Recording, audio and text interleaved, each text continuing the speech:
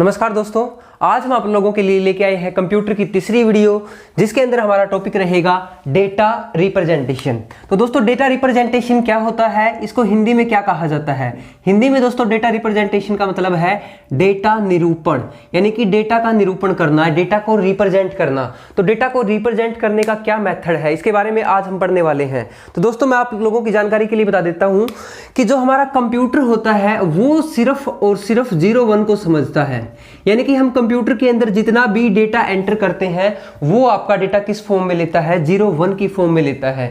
यानी कि हमने जो भी लैंग्वेज के अंदर प्रोग्राम बनाया या उसके अंदर कोई भी कोड डाला, उसके अंदर कोई भी कैलकुलेशंस के अंदर अर्थमेटिक वैल्यू डालते हैं, तो उनको कंप्यूटर कन्वर्ट किस में कर लेता है? 0-1 की फॉर्म के अंदर। तो कंप्यूटर को जो आउटपुट मिलती है वो कितने डिजिट के अंदर मिलती है, क्वेश्चन बनता है। तो कंप्यूटर को जो आउटपुट मिलती है वो किस में मिलती है? 2 डिजिट में मिलती है। और वो 2 डिजिट कौन से हैं? 0 और 1। 0 क्या करता है दोस्तों? कंप्यूटर के अंदर ऑफ कंडीशन को बताता है, और 1 कंप्यूटर की ऑन कंडीशन को बताता है। इसके अलावा दोस्तों, जो आपका डेटा को रिप्रेजेंट करना है, उसको रिप्रेजेंट करने के लिए हमारे पास कंप्यूटर के अंदर 4 तरीके हैं। यानी कि हमारे पास जो नंबर सिस्टम है, उस नंबर सिस्टम के अंदर हम डेटा को रिप्रेजेंट कर सकते हैं। तो नंबर सिस्टम की अगर बात की जाए तो नंबर सिस्टम क्या होता है? नंबर सिस्टम की मैं बात करता हूं दोस्तों कि नंबर सिस्टम के अंदर सबसे पहले क्या आएगा, यानी कि जैसे आपके पास कोई भी क्वांटिटी है, आपको बोल दिया जाए कि मेरे पास इतनी मिठाइयाँ हैं, या फिर बोल दिया जाए कि हमारे पास इतने, हमारी जो पैसा है या अमाउंट है हमारे पास इतना है, इतनी मात्रा में है। यानी कि जो कोई भी आपको क्वांटिटी दिखाई दे रही है, किसी भी तरह से वो अपने आप को रिप्रेजेंट करने की कोशिश कर रहा है, तो वो सारा का सारा क्या है? Number system. यानी कि सिंपल और आसान शब्दों में आप कह सकते हो दोस्तों नंबर सिस्टम को, यानी कि किसी भी क्वांटिटी को, किसी भी मात्रा को रिप्रेजेंट करने के लिए हमें एक सिस्टम की आवश्यकता होती है, जिसको हम नंबर सिस्टम बोलते हैं। तो कोई भी क्वांटिटी है उसको हमें रिप्रेजेंट करना है, तो उसको हम जिस क्वांटिटी के अंदर रिप्रेजेंट करेंगे उसको नंबर सिस्टम बोलेंगे। तो 4 तरह का नंबर सिस्टम होता है। एक होता है आपका binary number system, binary number system, और एक होता है आपका ऑक्टल नंबर सिस्टम, एक होता है आपका डेसिमल नंबर सिस्टम, और उसके बाद लास्ट होता है आपका हेक्साडेसिमल नंबर सिस्टम। तो ये 4 तरह के आपके डेसिमल नंबर सिस्टम होते हैं।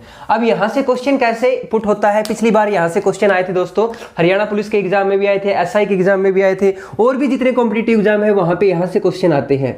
जो बाइनरी नंबर होता है दोस्तों, उसको हम 0-1 की फॉर्म में लिख सकते हैं। यानी कि 0-1 जो आपके डिजिट होते हैं वो कौन सा नंबर सिस्टम होता है?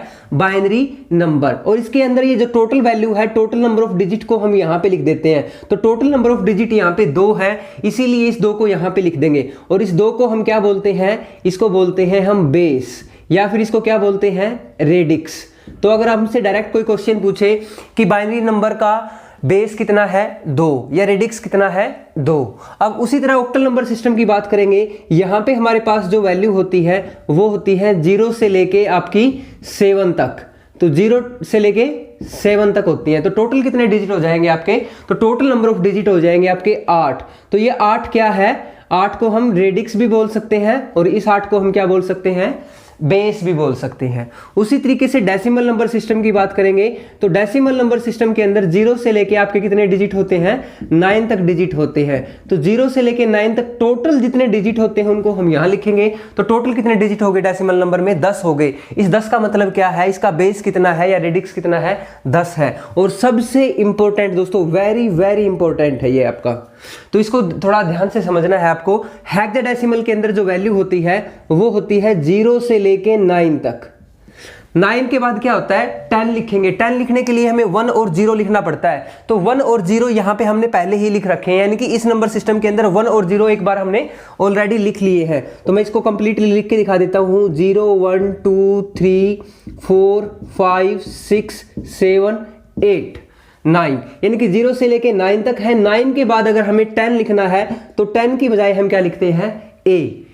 11 के लिए क्या लिखते हैं? B, C, D, E, F। यानी कि टोटल आपके 0 से लेके 9 और A से लेके F तक के 16 डिजिट होते हैं। टोटल कितने डिजिट होते हैं? 16 डिजिट होते हैं। तो इसका बेस कितना हो जाएगा? 16 हो जाएगा। देखो दोस्तों यहाँ पे A किसको रिप्रेजेंट कर रहा है 10 को, B किसको कर रहा है 11 को, C किसको कर रहा है 12 को, ये 13 नंबर को, ये किसको रिप्रेजेंट कर रहा है 14 को, और ये किसको रिप्रेजेंट कर रहा है 15 को। यानी कि इस तरह से आपका नंबर सिस्टम चलता है 0 से लेके 9 तक, A से लेके F तक। तो टोटल आपके कितने डिजिट हो गए यहाँ पे 16 हो गए। तो हम कह सकते हैं हेक्साडेसिमल नंबर सिस्टम का बेस कितना है 16 है। तो सिंपल बात की जाए तो बाइनरी नंबर का बेस 2 होता है, 0 1 डिजिट होते हैं। ऑक्टल नंबर का बेस 8 होता है, 0 से लेके 7 तक डिजिट होते हैं।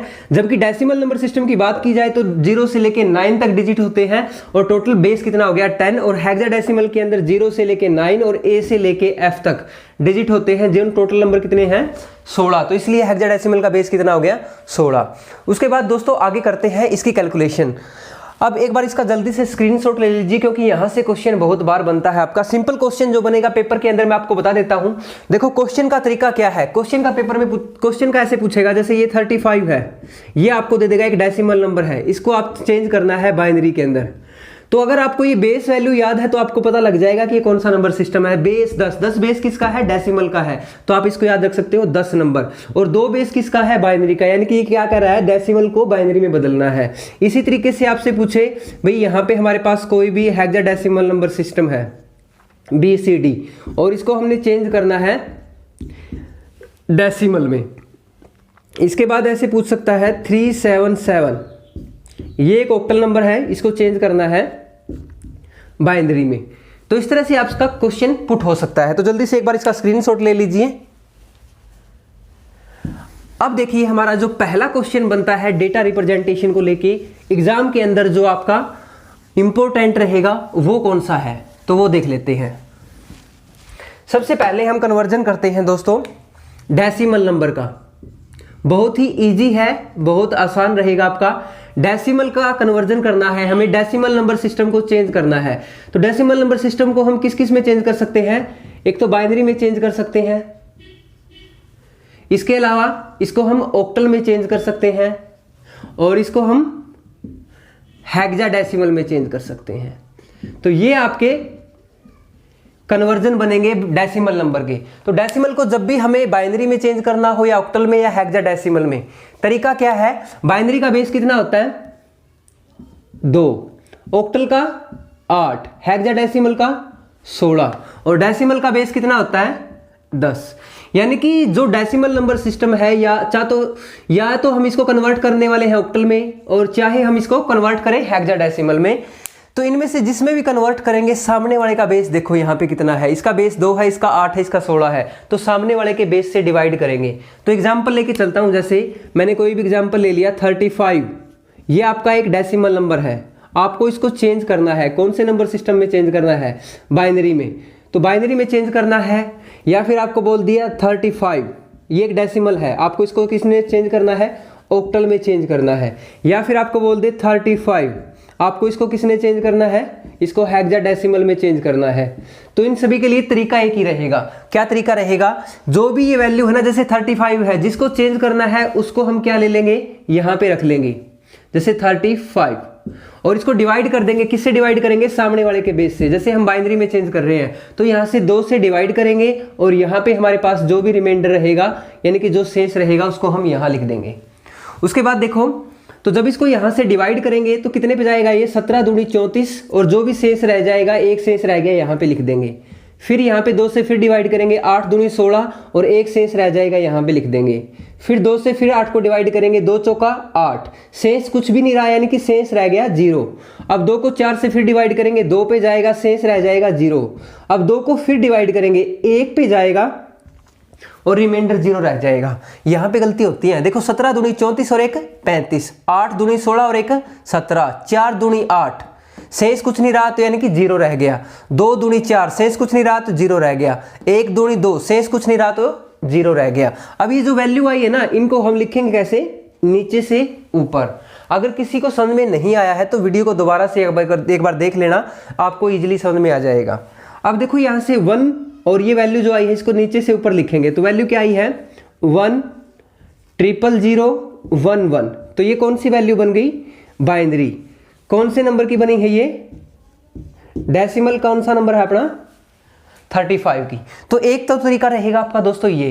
यानी कि हम जब भी डेसिमल को चेंज करेंगे, बाइनरी में चेंज करना है तो 2 से भाग करेंगे, अगर इसको ऑक्टल में चेंज करना है तो यहाँ 8 से भाग कर देंगे, और अगर इसको हेक्साडेसिमल में चेंज करना है तो यहाँ 16 से भाग कर देंगे। एक तरीका तो रहेगा ये, एक जो आपका ये मेथड है, इस मेथड से आपके 3 क्वेश्चन सोल्व हो जाएंगे। दूसरा तरीका मैं आप लोगों को बता देता हूँ।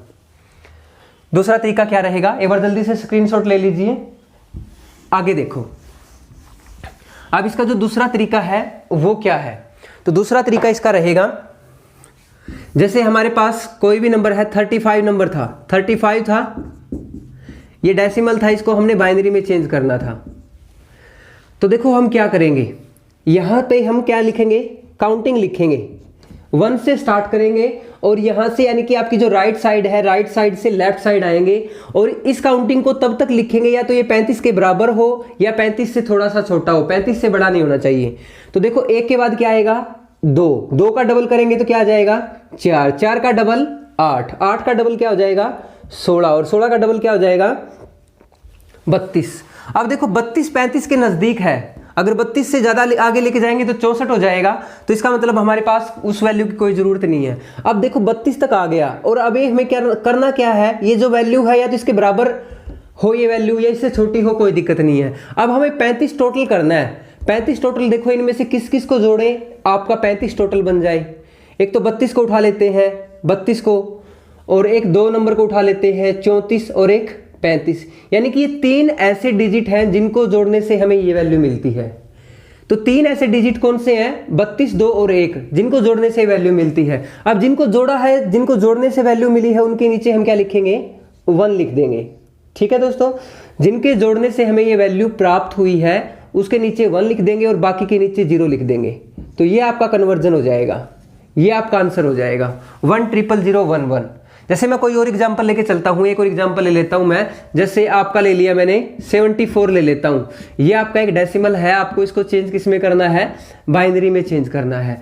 अब 74 को चेंज करना है तो इसका तरीका क्या रहेगा, देखो मैं इसी के अंदर बता देता हूं आगे। ठीक है, इसी के अंदर बता देता हूं, चलो दोबारा लिख लेते हैं। यहां पे सबसे पहले हम गिनती लिखेंगे 1 के बाद 1 का डबल लिखेंगे 2 के बाद 4 के बाद 8, फिर 16, फिर 32 और फिर 64। अब 64 के बाद लिखेंगे तो 128 74 से बड़ा हो जाएगा।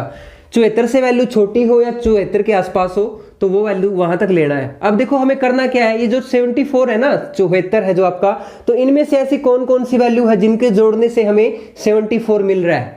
अब आप जोड़ के देखो, इनको जोड़ने से किस किस के जोड़ने से हमें 74 मिल रहा है। एक तो ये है 64, 64 और 8 कितना होता है, 72, और ये कितना हो गया, 2, 74, यानी कि 64, 8 और 2 ऐसे 3 डिजिट हैं जिनको जोड़ने से हमें ये वैल्यू मिल रही है। तो जिनको जोड़ने से मिल रही है ना, उनके नीचे हम क्या लिख देंगे, डायरेक्ट 1 लिख देंगे और बाकी के नीचे 0 लिख देंगे। इसके नीचे 0, इसके नीचे 0, इसके नीचे 0 और इसके नीचे 0।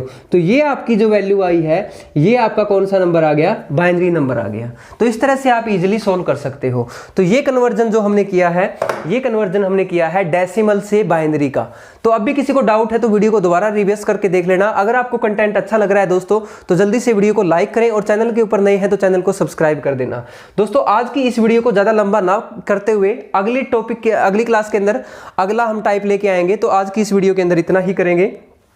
मिलते हैं दोस्तों नई वीडियो के साथ, बने रहें हमारे साथ। तब तक जय हिंद, जय भारत।